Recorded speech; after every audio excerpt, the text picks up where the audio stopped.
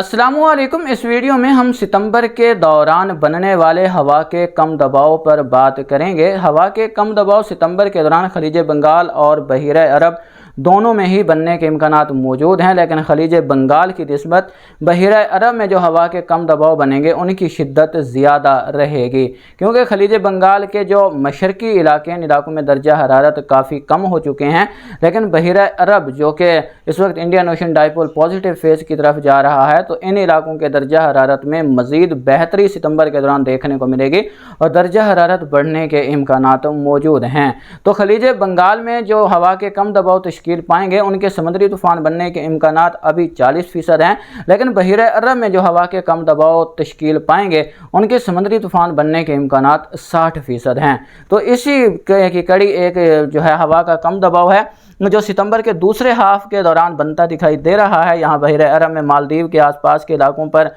तश्कील पाएगा, जो कि आगे हरकत करता हुआ पाकिस्तान के इलाकों को मुतासिर कर सकता है। भारत के सहरी इलाकों के साथ साथ ये पाकिस्तान के सहरी इलाकों को और गवादर और माड़ा जीवानी पसनी के इलाके शामिल हैं और ईरान के जो इंतहाई जनूब मशरकी इलाके शामिल हैं, इन इलाकों में ये बरह रास्त मुतासिर कर सकता है। लेकिन ये लॉन्ग रेंज फोरकास्ट है, लेकिन पिछले 5 दिनों से ये मॉडल जो है वो इस लॉन्ग रेंज फोरकास्ट को बरकरार रखे हुए है और उम्मीद की जा सकती है कि सितंबर के दौरान जो हवा के कम दबाव तश्कील पाएंगे वो दूसरे हाफ में जो हवा का कम दबाव तश्कील पाएगा वो समुद्री तूफ़ान की शक्ल इख्तियार कर सकता है और आगे शुमाल मगरब की तरफ बढ़ता हुआ पाकिस्तान तक पहुँचे और पाकिस्तान के इलाकों को यहाँ पर मुतासिर करे, ऐसी उम्मीद बन सकती है।